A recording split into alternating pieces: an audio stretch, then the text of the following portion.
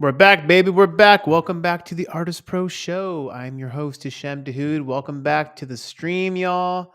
How y'all feeling? Let me close some windows here and see who's in the room. Oliver Blue, welcome back, dog.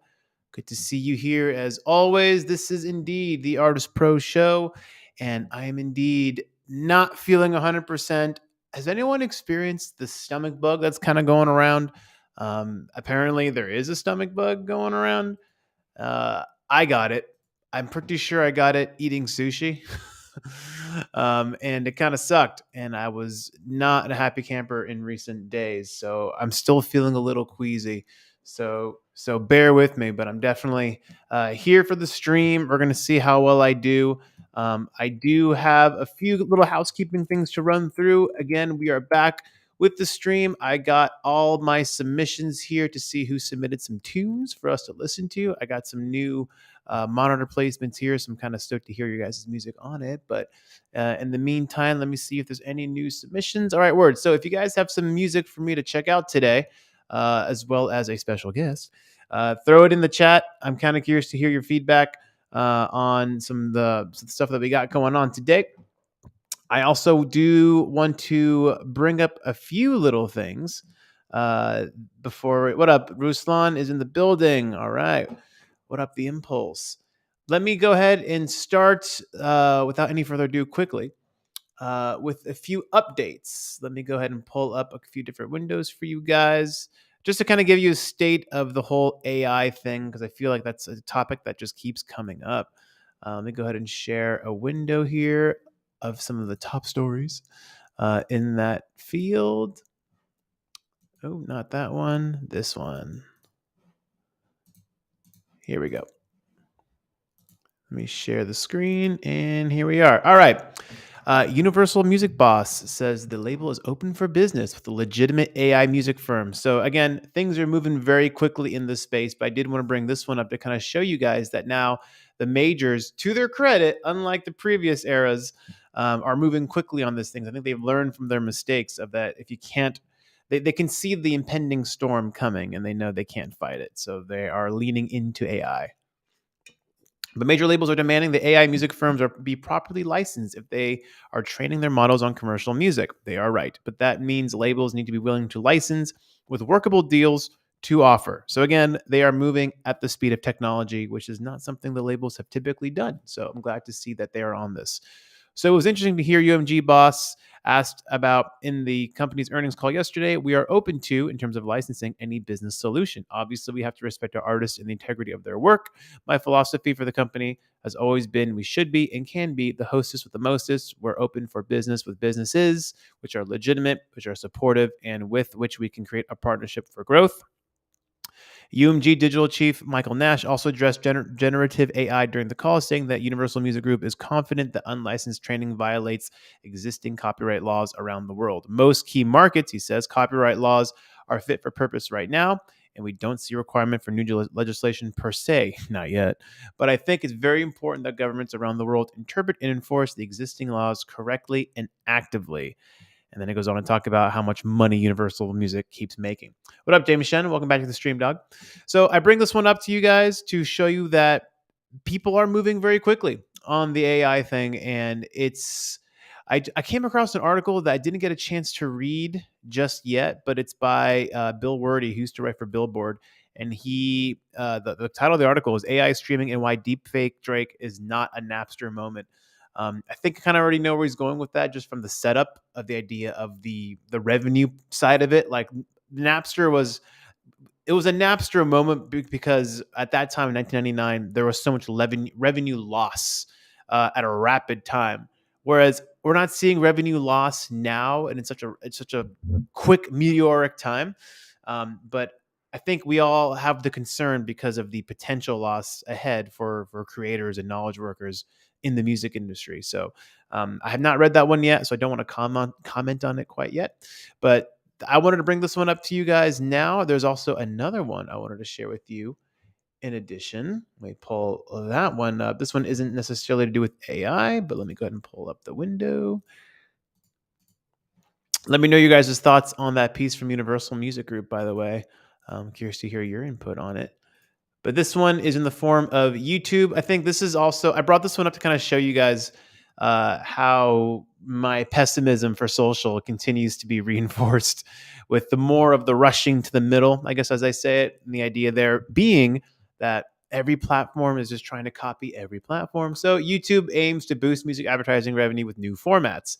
YouTube may be encountering some headwinds with its overall advertising revenues, but there's good news for the music industry in its latest new ad formats. The pitch is that there are ways for brands to reach Gen Z people by placing their ads around popular music videos and content across YouTube. The new Gen Z music package, quote, leverages AI powered signals across YouTube to identify songs trending with younger audiences, Gen Z, 18 to 24. So you can reach them with the music they know and love. Basically, advertisers are going to be utilizing the data that YouTube gets of what songs are currently trending. Does this sound familiar? And basically is going to allow brands to effectively, what it sounds like, legally use that music towards ads, which is interesting, right? Because typically a brand would have an in-house ad created, have to either use stock audio or license audio through a library, or have to go through an artist directly to license it themselves. And this way, it's basically the way you and I, we use music on Instagram Reels, to like throw a track on, or even TikTok. Brands can effectively start doing the same thing, which, makes sense. It is creating this even tide, I guess you can say, of how people are communicated to. And by the way, this makes total sense because as a music marketer, or just a marketer in general, we've all seen how overly branded, overly produced content seems to not perform as well. People are used to using, or rather, people are used to seeing content scroll through their feeds, right? Um, Ideally and usually presented by people like them, not necessarily brands. And people's response to branded content isn't as strong, right? This is why ads, in a weird, ironic way, that are produced with just an iPhone and sometimes even shitty audio outperforms really high polished stuff. Because it's disguised as organic content. So in many ways, I'm kind of curious to see, will the effect of, I don't know, Coca-Cola or Mercedes Benz, or even something more niche like an EDC or something like that, utilizing, audio that's from an artist, but done in a way that isn't so branded. I'm kind of curious if that will still have the same effect or the same kind of pull as, maybe an organic post using someone else's audio. Anyway, so you can reach the music they know and love. YouTube is also working on something called trending music on shorts. Does this sound familiar? Which will place brand ads around, yes, you may have guessed this already, trending music on YouTube shorts. All of which should be good news for the music rights holders and artists whose music is the selling point for these new ad formats if they catch on. So the good news also there is YouTube wants to be, again, the only reason why I know this, you guys, is because we've seen it over and over again. In the same way, every platform wants to break something. I don't mean break as in like disrupt, break something, but in terms of just like introducing something. Every platform wants something to trend and break on their platform. YouTube is a far way away from TikTok in terms of how music has blown up on their shorts platform. Of course, music has blown up on YouTube since, YouTube was around, but TikTok has always been, as far as it's been around, basically the place where these trending songs are breaking, usually because they're accompanied by like an influencer or a dance or something like that. But since it's short form, usually it's like the chorus, the hook that's been used, and YouTube wants to get in on that action. So I think the idea is that YouTube is going to be a little more aggressive in this next maybe 6 to 8 to 12 month window of getting music pumping to different people. They want to get people pumping. And by the way, you're going to see YouTube signing artists or getting in deals with artists where they make music exclusively for the YouTube Shorts platform and that format because they want trending audio to happen. So when someone asks, where did this song blow up? Oh, it blew up on YouTube Shorts. That's what they want. If I was in the room at YouTube Music in the marketing department, like that's the end result we're looking for. How did this song blow up? Oh, it's YouTube Shorts, YouTube Shorts, YouTube Shorts. They want to associate trending music with YouTube Shorts. And of course, the next logical step for them is to attach an advertising revenue because again, this is what social media is. Advertising. They want to capitalize on that. Again, it makes perfect sense from the current business model. It is good news in the sense of like if you're one of the people lucky enough or one of the people in a deal already with a major that YouTube already has a deal with to break your song using advertising. then it's good news, I guess. But it's another vehicle, it's another avenue towards revenue. Again, in my opinion, it's an uninteresting one. I feel, again, like, if to kind of piggyback on what we talked about last week, you guys, I'm still looking for a better way. I'm more interested in finding new models for advertisers, or sorry, new models for artists rather, to not be so reliant on platforms that whose real customer base is advertisers. And I know it's a model as old as time. It doesn't mean it has to stay that way, frankly. But it is something to be aware of. I bring those two news articles up to you guys to get an idea of the current lay of the land. I do want to also just quickly bring up the article. I will put a link to it. Oh, actually, let me share the screen. This is the article I was talking about. I've not read this yet, but this is the one that I will read shortly after the stream. AI streaming and why deepfake is not an abstract moment. Again, Bill Wordy is a former writer for Billboard. Here we go. The former Billboard editorial director. That's right. So he was more than a writer. He was the editorial director. So let me go ahead and put a link to that in the chat so you guys can check that out on your own. All right. That being said, let me go ahead and refresh the stream, or refresh the submissions. I do kind of want to start with music on a little bit of an earlier note to see who has submitted. So, yeah, get those tracks in early, you guys. I do also have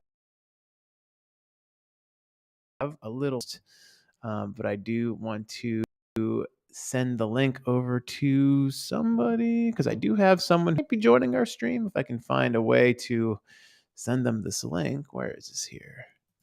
Let me see if I can send this through. 1 minute. Should work. Otherwise, yeah. What are you guys up to right now? What's on your mind? What's the? Oh, I did have one more thing as well too. I was reading a little excerpt from the book, the book here from Rick Rubin, and something interesting talked to, they were at the point about the demoitis part of the book, and something that I've always kind of thought about, which is, when you do get stuck in a track, like, we do tend to make music in a more linear fashion. But something I found very interesting was when you do work on a track and you do get stuck, um, kind of coming back and working on another part of the song that maybe you're not stuck at, and then coming back, because you can kind of see it in context, which makes sense. Let's just say you're stuck on the bridge. Well, don't worry about the bridge. Maybe focus on the ending chorus, the final chorus. What are the final things you add to the chorus? And then after you finish that, maybe you finish the outro too, you'll see the full picture, and then the middle section will be a little easier. And then he sums it up in one little paragraph. Actually, it's like 3 sentences. I'm not going to read the full thing, but if you're holding a center puzzle piece in your hand and staring at an empty tabletop, it's difficult to determine where to place it. Makes perfect sense. If you open up a puzzle, you put a little thing in there, you're like, what the fuck do I do here? If all the puzzle is complete, if all of the puzzle is complete except for that one piece, then you know exactly where it goes, right? If you've completed other areas around it, you're like, well, dude, it's obvious now. The same is generally true of art. The more of the work you can see, the easier it becomes to gracefully place the final details clearly where they belong. I thought that was a really cool excerpt. All right, let me go ahead and bring in our unannounced guest here. His name is Dan Doby. He is a friend of mine. He is also a film director, a video extraordinaire, and I think he's going to have a lot of good insights for us in terms of video. And he's always a good chat and a good hang. So I'm going to bring in Dan Doby. Is he there? Doby, are you there? I believe I'm here. Am I here? You're here, dude. I hear you. I see you. We're good. How you Very feeling, dude? unexpected. You just sent me a link. You're like, jump in. I'm like, all Jump right, let's in. do Hey, it. man. We're live, pal. Nice. How you feeling, Doby? Very good. It's Monday. Feeling refreshed from the weekend. I'm a little sore from soccer last week, but I'm good. Doby's the most competitive guy I think I know. Mm-hmm. Dan Doby is indeed in the house. Doby, you want to give everyone a quick rundown, like 2 sentences of what you spend your days doing? How about that? Oh, well, I'd like it to be making movies, but I just keep getting sidetracked because I keep working. I'm a freelance filmmaker, so I edit, shoot, direct, produce. I make all the things, anywhere from like music videos to branded content to traveling across the country with Volkswagen about 3 weeks ago, doing a little documentary on how you can go across the country in EVs and not have really anxiety about charging or running out of juice for your car. So any and all the things, I do it. So that's me. And you have a background in the music business a little bit, right? You've done music videos. Tell us about that. Yeah. So when I was in college, I was doing anytime I could, I would just go to like the nearest place called the Social in Orlando, Florida. One of the best venues I've ever been to, and probably because it just holds such a special place in my heart for going to like 2 or 3 shows every week. I just go show up with my camera and grab a few of my film student friends, and we would just film live acts, and we would just put it up on the internet before YouTube, before anything. It was on dandoby.com before people even knew how to like make websites and stuff. I had a website and I just put all this live content up. That kind of, you know, after graduating college and moving to LA, I started just randomly jumping into music videos. I was doing stuff a lot for like Metal Blade Records, a lot of stuff for like metal and punk bands, that was like my bread and butter. Yeah, so I was just doing music video. I did music videos for about like 10 or 12 years, a lot of really cool bands.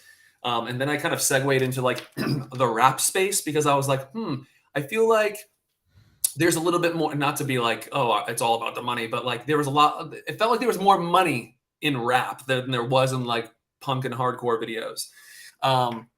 Not really. Yeah, you would think, but no, not really. There was a lot of directors and producers out there who would just like, if their budget was like $100,000, they'd tell everyone, "Oh, the budget's 10,000. Sorry," and they'd like pocket 90K right off the top.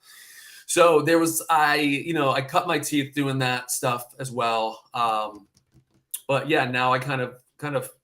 It's funny because literally this week, someone's actually hitting me up to do like another like rap music video, and I'm just like, I don't want to do it. Don't tempt me. It's kind of like going back to like an ex-girlfriend that you should not be messing with.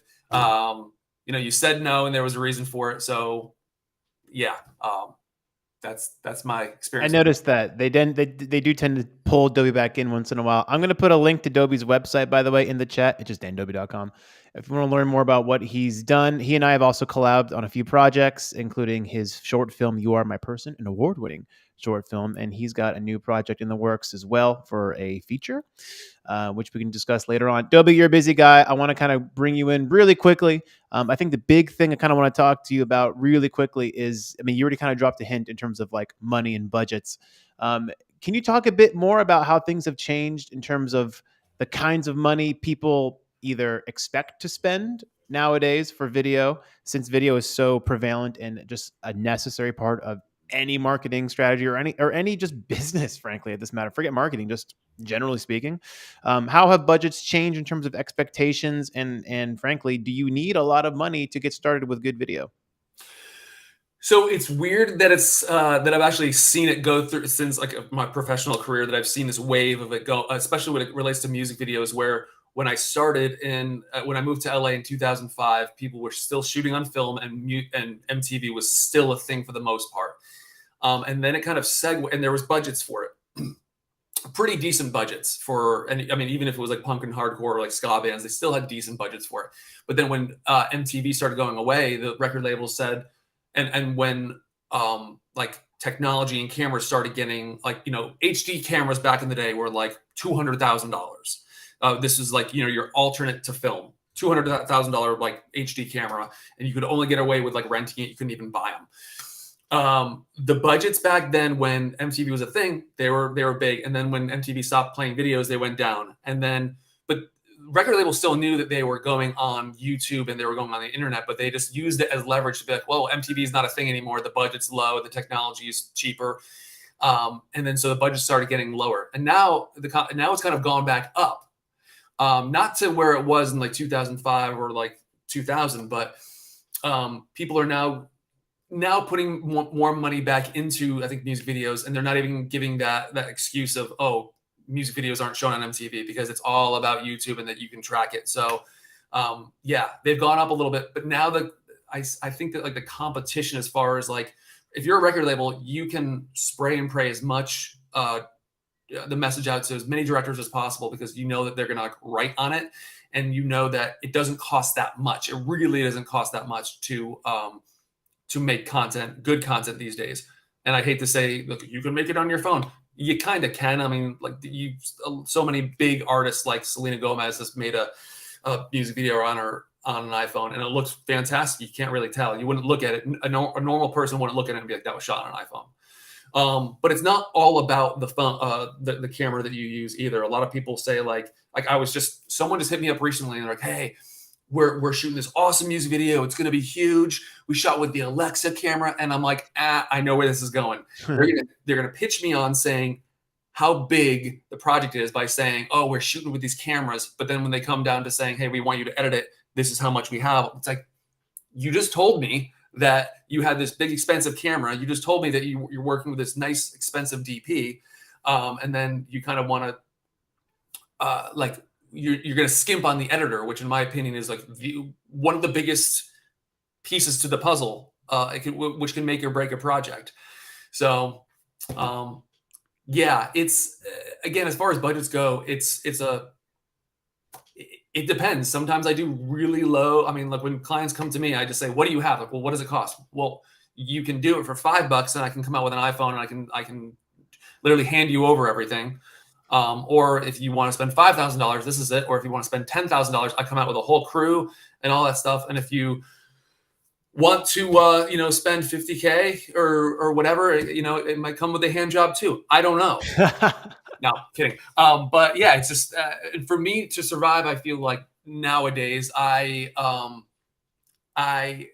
just know how to scale projects, and I know how to just not take a cut off of it. But if a client says, "Hey, we have X amount," if I can't make a day rate, or if I'm working on, if I can do the math and say it's going to take me 2 or 3 days to do X, if it doesn't make sense for me, I'm just going to not do it. But again, sometimes, I have friends that will say, I'm not working on anything below a $30,000 project. Damn. But then someone will come to me and say, hey, I have $4,000 for you for like 2 days of work. And my friends will be like, I'm not touching that. I'm like, I'll touch that. I know I can make money off of that. If I can scale the project down and like meet expectations and give them a final product. Yeah. Well, tell you what, beyond your obvious technical skills of video and editing, you're above that, you're a director. And I think like the last, just quick second question before, if you got time to listen to some of the tunes people submitted, because I kind of want to get your input as well. Dobie he's a lurker. Dobie listens to the stream, watches the stream, listens to your guys' music, but I'm kind of excited to have him like give you guys some real time feedback. I think the big question, Dobie, we have here for you, you're a vision guy, and I noticed you work well with people who have visions too. A little challenge for you. If so, what would you tell someone to instill a little bit of directorial vision for their own project? By that I mean, a lot of people who make music think in musical terms, audio terms, but they may not have a concise direction for their visual representation. Do you have any basic tips or insights or advice for someone to start being their own director of sorts when it comes to the vision, the planning, not necessarily the filming? We talked about the filming part doesn't really matter when you're just getting started, but like just having vision, directorial vision. As someone who's worked on music videos and even brand stuff, any just insights you can give an emerging artist about instilling directorial vision for their project? Advice for someone who's like a director or someone who's working in music? An artist, if someone wants to start filming content, creating a theme, creating a vibe, creating directorial vision. I think I usually always start off with making a Spotify playlist, because I feel like for me, music is, and again, I'm a visual person, but like I respect the music part of it so much that I kind of base stuff off. Like my first thing is like, what is the vibe? What am I feeling? And if I can't like hum a tune or find or just type in, hey, this is what I'm looking for, like I'll start with just Spotify playlists, and it's usually songs that I've already like that I know or that I like. So I think the music for me always like starts first to not, and to also like before I even put down visuals to anything, I send these songs to people that I'm working with and be like, hey, this is like, or I'll play that song in the room when we're doing a scene and be like, this is what this feels like. But I try to have everyone, whether it's the DP or a producer or down to like a PA or like the makeup artist, I want them to know the music and feel it too. Because again, like 90% of the emotion of a scene will come from music. Like when we did, and I think you mentioned that I did You Are My Person. I don't think you mentioned that you scored You Are My Person, but the ending scene to that, it was a good scene and it was an emotional scene. But once we were doing music and Hisham was doing it live, and I was like sitting there and look, oh my God, I was like getting like these chills because I was like, that's what was making the scene come alive. It was the music. So as far as vision goes, music comes first. Then I would probably, I don't think I mean, there's a difference between inspiration and copying, but like I would go to a movie or a specific scene that I watched. If you look at the film "You Are My Person" that we keep referencing, um, there's an aquarium scene, and that was one of my favorite movies of all time. Is called Closer with Natalie Portman and Jude Law and Julia Roberts and Clyde Owen, I think. One of my favorite movies. It's pretty much just based around four different people, and there's an aquarium scene, and I don't know why. And I think I was a young kid when I saw this movie, but I saw that aquarium scene. I was like, I don't know why this is like there's something speaking to me about this scene. So I didn't when we did the aquarium scene and You Are a Person. We didn't. It wasn't like a shot for shot thing, but like I just thought there was so much beauty in that scene that I was like, one day I want to shoot a scene in an aquarium. Hmm. So going back to like copying versus inspiration, I would say if something in your life inspired you to do something, or if it's from a scene of a movie, like take that and almost like put it down in like a editing timeline and show your crew down the line. I did the same thing for You Are My Person. I will do the same thing for my future that's coming up. I'm going to pretty much have like a timeline of I'm going to make the movie before the movie's even. That sounds really weird. I'm going to make the movie without shooting a frame of it before. I'm going to have the music pretty much in these scenes. I'm going to probably pull from either other movies as far as what the scenes should feel like and the lighting should feel like. So, I mean, you could, not to go on a tangent, but you could go the opposite direction. There's been times where I've gotten a call a day before a shoot and said, show up and shoot this scene or shoot this music video. And I'll just literally feel out the room and I'll do like an improv with the DP to be like, I'm feeling this. What do you think? Okay, more smoke, less smoke. Should we have some lights coming through here? That's always a fun thing to do too. But if you're telling like a story, there's nothing better than just like prepping the hell out of it. Spotify playlist, inspiration from other movies, and just communicating with your team and just knowing what you want to do when you go in. Hmm. Just having that vision. So translating that to an artist that makes their own music per se is something that, I mean, look, we're all inspired by someone and something, whether directly or subliminally, right? So in the same way, how many artists what they'll do, Dobie, sometimes they'll have a reference track on their actual session. So sometimes, I mean, depending on how deep they want to go in the copying versus imitation thing you're talking about, they'll literally line up the song that they're trying to be influenced by, line up the tempo, like literally have markers, intro, verse, chorus, and they'll kind of work within those bounds. I think a similar thing can be done on the visual side. I'm obviously hugely inspired by film because I'm a huge film person too. But maybe an example could be take the music you've made and then maybe try to think of movies or films or even TV shows or scenes that you really enjoy or have been inspired by or really have been moved by emotionally, and just pretend you're a music supervisor temporarily of like, would my music work on this scene? Would this scene work as a music video if I removed all the audio from it? And maybe just kind of examine that scene. Like, what are the actors doing? What are the people? How are they dressed? What is the vibe? Where is the setting? Where is this taking place? And maybe that can be one more layer to pull from to, ultimately want to get down to your own unique original layer, which might take a lot of time and a lot of influence drawing. But that might be a good place to kind of start. Put yourself in the role of a movie director, directing your own music videos and your own kind of content by placing your own music on top of other existing media that might fit your genre or vibe, and maybe just pull, don't copy, but try to just pull the emotional components, pull maybe even the physical components, the color, etc. And that might give you a good place to at least start. I mean, I think that's always the hardest part, finding a benchmark to just start at and then continue to draw other influences from there. I mean, would you say that might be something, if you're just making music and you're looking for a visual direction for your own project, that might be a good place to start? That'd be really cool. Yeah, no, that'd be. I wish that movies could kind of almost like they would allow like movies to be exported with this different layers where you can remove music, so you can kind of go in and just almost be like, hey, this is how I would do this scene if you were Yeah, like the a composer. stems, the Yeah, stems, I that would be guess you really could say, cool. of a film. Another alternative is that you could go on a site called or a site like Pexels. I'm sure you've heard of that one for stock video, or other just stock video things. Download it, throw it into like an iMovie or a Premiere or a Final Cut, and just kind of put your music next to it. And again, a lot of people stop there and they're lazy. And I feel, especially if you're a creator yourself, you see the same stock footage over and over again. You're like, oh my God, it's so unoriginal and so boring. But at the very least, you can use that as a template, as an example of like, all right, let me get a shot like that, and I'll try my own. And you know what? I've always said that if you're a musician or a music creator, like why limit yourself to just the audio? I mean, you're probably creative in other elements.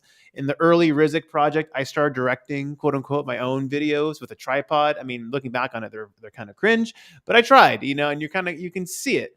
And I feel like if you can make audio sequentially, you can work on the video side sequentially as well, and try to at least get your hands dirty. But I feel like having a basic vision would always help when they do come to someone like you, because of course when minds come together, that's when grander visions ultimately arise. So yeah, any other insights you want to drop before we listen to some music? Um, no, not. I mean, again, like you said, I was a lurker, and I want to define that term. That term means that I watch the show. I just don't really. I kind of just in the corner. So I guess that does make sense. I'm a lurker of the You're show. a lurker, Dobie. Yeah. But there was, speaking of lurking, last week you said something along the lines of like having like anxiety about like getting, as a musician and like AI and stuff. And like I think I told this in person. I'll tell the stream as well. But I don't think that there's anything that beats working with a composer as a director. There's nothing fun about hiring or not hiring an AI machine to say, hey, make this beat or something. And even if they did do a good job, I know that it doesn't feel genuine. I know there's a lot of shortcuts to life these days that do relate to AI and just like typing in something and getting a result from it. But there's nothing better as a director. And if anyone's out there having the same anxiety about their jobs being replaced as a composer or a musician, I don't think, for me at least, like I will fight for the musicians and I will fight every one of my clients to be like, I don't want to use stock audio and I don't want to type in something to any of these AI things to get something back. There's nothing better. And again, it's a shortcut that I feel like sometimes works, but for me, hiring and working with good musicians, it's really cool. Coming from someone who doesn't know anything about music, who couldn't play anything on the easiest instrument ever, it's really awesome to go to a composer's place, just be surrounded by instruments that I don't even know what half of them are, and just get a really good human result out of it. So just wanted to put that one out there. Actually, real quick, as a broad video film person, you do everything from little social videos to fucking feature films. Like, when would you employ AI? Just realistically, given budget constraints and project, and when would you employ an actual person? For social media quick clips, that if there was like a bigger project and they're like, hey, we need to cut down to 15 seconds, or if it's just like, a buddy project where they're like, hey, we have a couple $100, we want you to make this ad or something.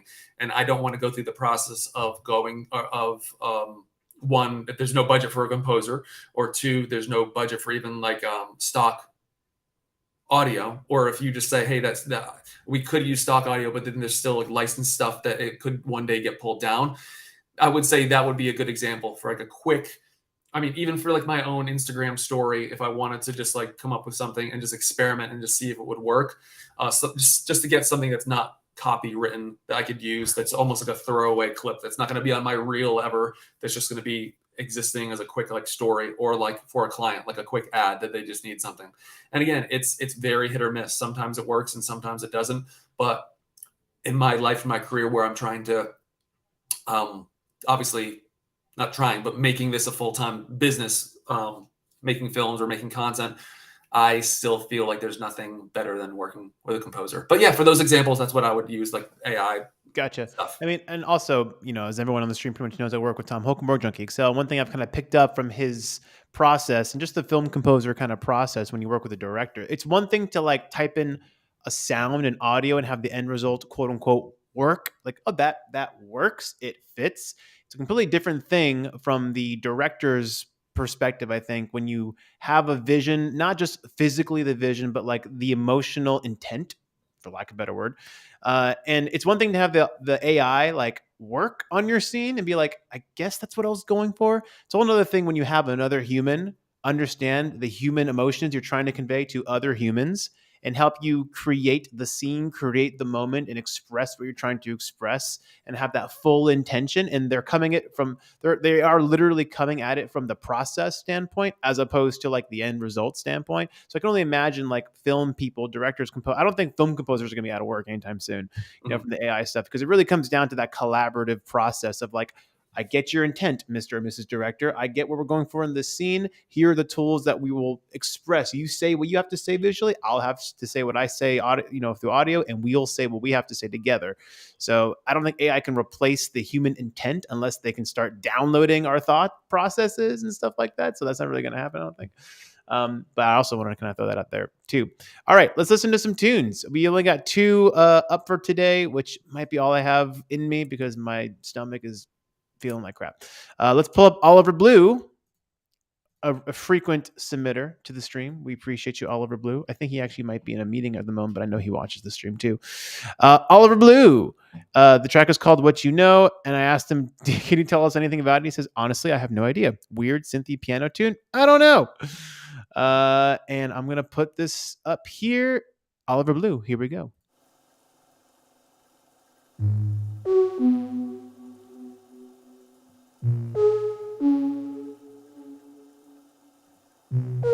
Ooh, I got to turn this up.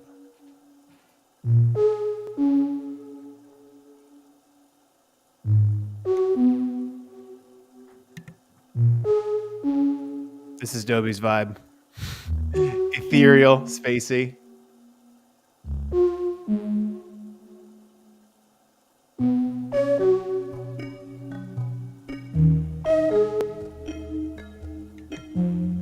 Word. The kind of 80s vibe.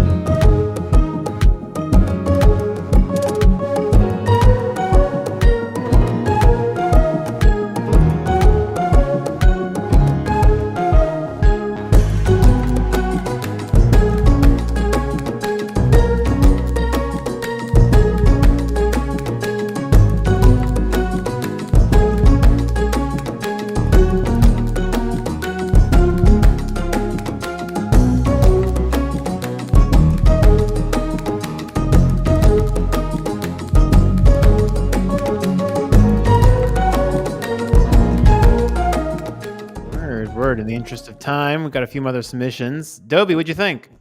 Yeah, that was really rad. Wow. Please send me that song. I want to listen to it like more. That's like you said in the beginning, it was like a very ethereal, and then it got funky in the middle. I love it. It's a great song. I remember whenever Dobie's behind me when we're working on a project, and he says he can't play an instrument, but he can hum all right.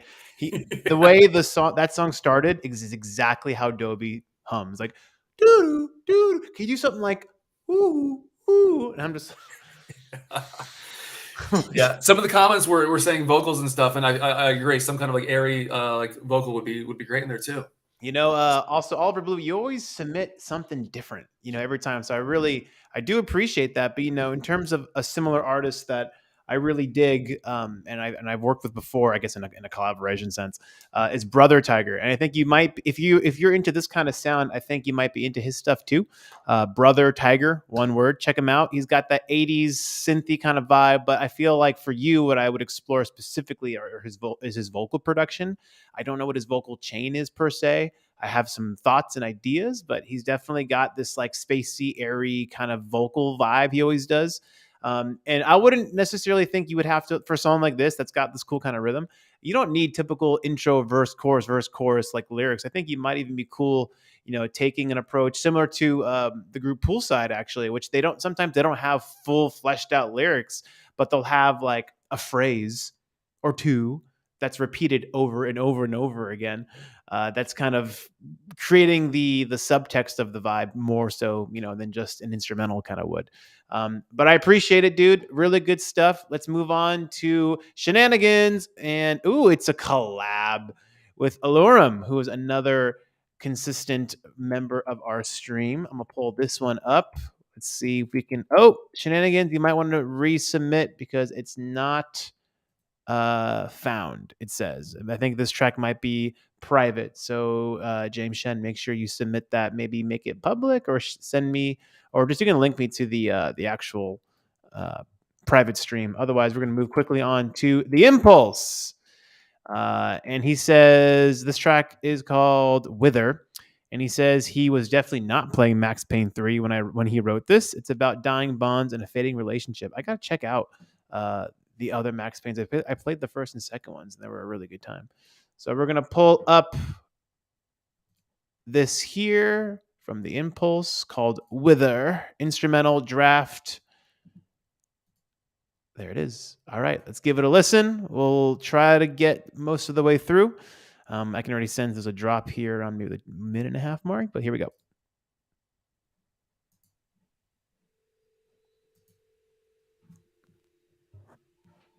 Oh.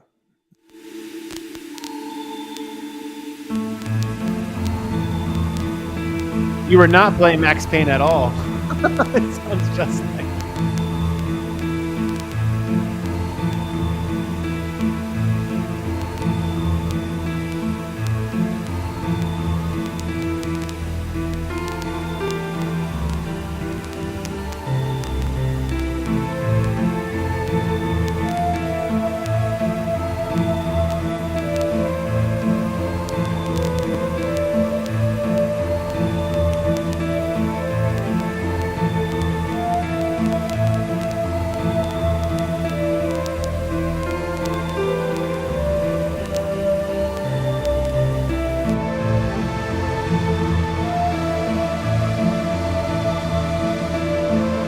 Pad.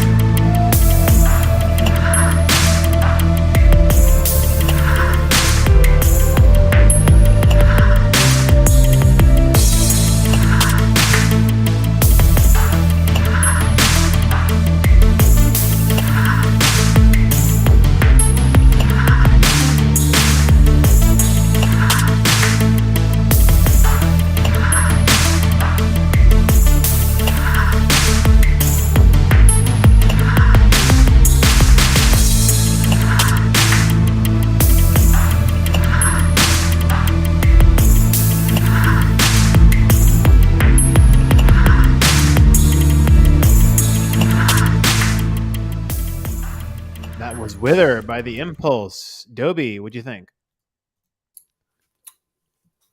Yeah, very much. It felt like video game mystery, like it's raining and I'm walking through like a dark alley. No, I liked it. I mean, Hmm. these are everything you guys are playing here is awesome. So no, I mean, it's great. It's awesome. The video game thing is interesting, Ruslan. I think there's an element there that might be explored really when it comes to maybe the visual side, because he also said, Adobe, he appreciated your insights too when he submitted too. So he's searching for the visual side of it. But I mean, look right there. This is a perfect example of like the Max Payne vibe approach, the look, the feel. That might be a great benchmark for you right off the bat, dude. Another thing to consider, now that we've heard your music for many weeks now, the Impulse, I noticed that you tend. I can tell you write in that linear fashion that we were talking about, and you add layers to add variety. But one thing that I think can instantly give your tracks a bit more life is you can still work in linear layering, like like that. I mean, that's exactly how I started writing too. But maybe you can start also writing in sections as well. So at that 2 minute mark or so, I'd love to hear maybe a chord change or a different progression or a different melody of some kind. You can come back, to the initial vibe, I guess you had, which will give it more impact because we've left it for a period of time. But I feel like you can only do so much layering and so much stacking in a progressive way before the loop component really starts to, do its thing and not quite keep the life up. I feel like layering and progression and stacking is cool. Obviously, certain genres rely on that, but obviously vocals helps too. I know vocals adds a whole new context, but for you, just given how I can kind of hear your writing style, I would say try doing the same thing, but maybe in sections, and then kind of put the blocks together a bit more so we can hear a bit more movement, a bit more variety, and also. Do what you if you're gonna loop like this, do what you can to break up the loop. So maybe every eighth bar, the drum pattern somehow changes, not necessarily in terms of a fill per se, but keep us on our toes. I mean, loops are cool, but again, you got to find ways to keep us on our toes a bit more. And if you're going to have like a synth that's looping over and over again, open up the filter or just do what you can to kind of keep the variety changing up a little bit. But definitely the vibe is there. So I do appreciate that. Shenanigans is back with the track that let's see if the link works now. It does indeed work. This track is called Therapy.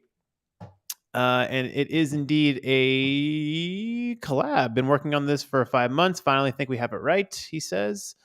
Let me go ahead and pull this track up. And again, for these tracks, let's definitely ensure you guys are in headphones or in nice monitors because shenanigan tracks typically tend to bump.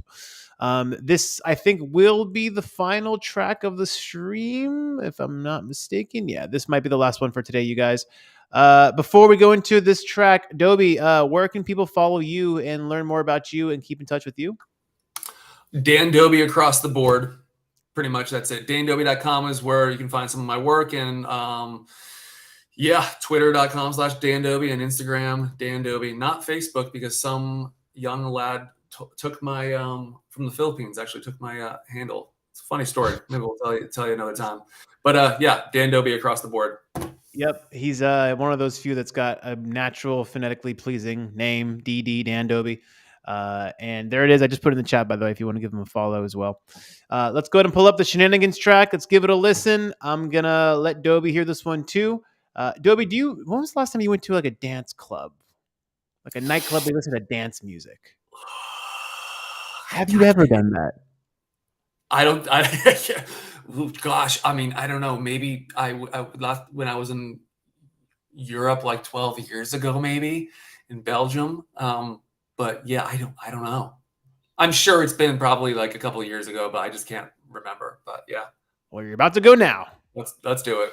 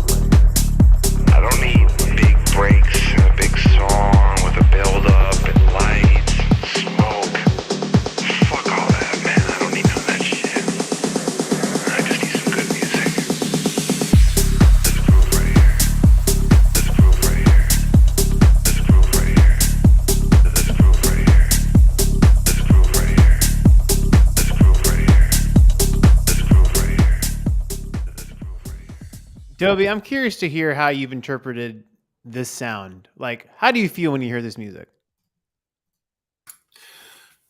Yeah, dance clubby. I love the vocals in it. That's the talking. That's I mean, how do I interpret it as Yeah. far as like visually Well, or? I'm asking because we're listening to this here at our computers, but when I feel like obviously all music is contextual, it's interpretive, but I feel like dance music set and setting is so key to it, and it's a little different in the sense that this type of music is all about the club setting, and it's all about the tension and the release, the tension and the release, and the Mhm. groove and the hypnotic nature of it. I'm just kind of curious if any of that translates to you sitting at a desk like this. Yeah. Now that you spelled it out like that, yeah. Hmm. Yeah, I guess you really wouldn't I mean, this isn't something I would really be. This is just not the genre that I Yeah. do. But musically, it's definitely. I mean, I was bopping to it. It's. I liked it. Yeah, yeah, yeah. Again, I just want to kind of hear your interpretation of it because I think it's before we give like feedback of like it's cool, I like it or not. I think it really is important to understand that like the intentions of everyone's music is always different. Mhm, But for tracks like this, in a weird way, Dobie, to kind of fill you in a little bit in terms of like how this stuff is kind of put out there, it's kind of both B2B and mhm, B2C.